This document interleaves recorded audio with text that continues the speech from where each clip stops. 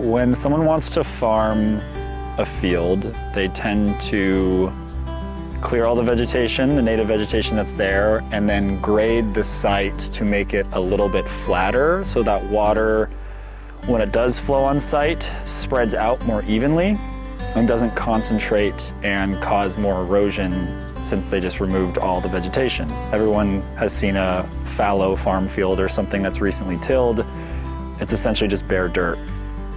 They also will tend to dig ditches and or ponds to concentrate the flows of water into the areas where they want to use it and collect it.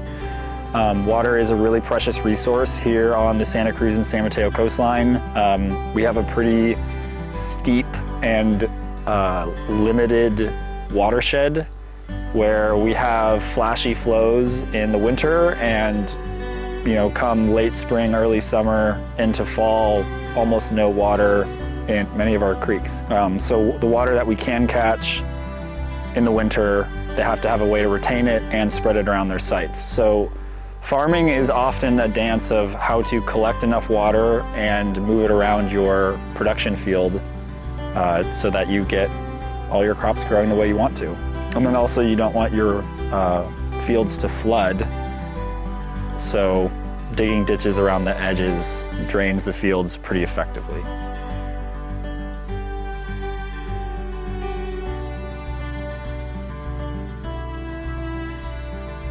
The field was actually prepped for planting one last time before it was left fallow, so we actually still have all the furrows or the little undulations and humps in the soil that you see that people plant into. The water would come down in the form of rain on the field and then go in between those furrows, and then it would fall down slope, and then it would collect in the ditches. So as concentrated flows continued down the ditches, it moved more sediment, and that sediment was not replaced behind it, and so they got deeper. And the deeper the channel gets, the more narrow it often gets, which means the velocities increase even more, so it becomes a positive feedback loop where you just get deeper channels, more concentrated flows, more sediment loss.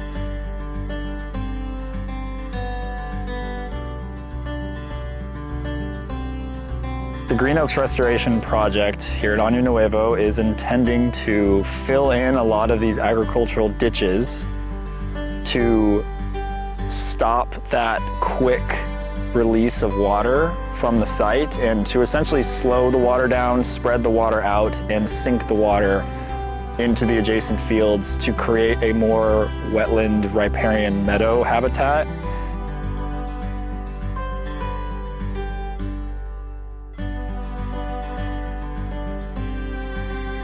The Green Oaks Restoration Project will benefit sensitive species in that it will create more adjacent open water areas next to upland habitat. So San Francisco garter snakes and California red-legged frogs all enjoy this similar habitat types, which is open water adjacent to upland habitat or just sort of wet, emergent vegetation coming out of, like a bog or like a really wet seep.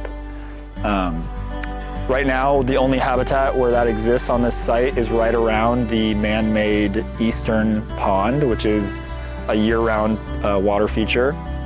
So by taking that berm down and using the soil to fill in the ditch network, and then also laying back the banks of some of the ditches and creating more ponded areas, we're increasing open water habitat, and we're also increasing basking habitat for the garter snakes, terrestrial garter snakes, aquatic garter snakes, and San Francisco garter snakes, as well as a bunch of other snakes that are on site. And that will also increase their prey base, which is the California red-legged frog and the Pacific tree frog.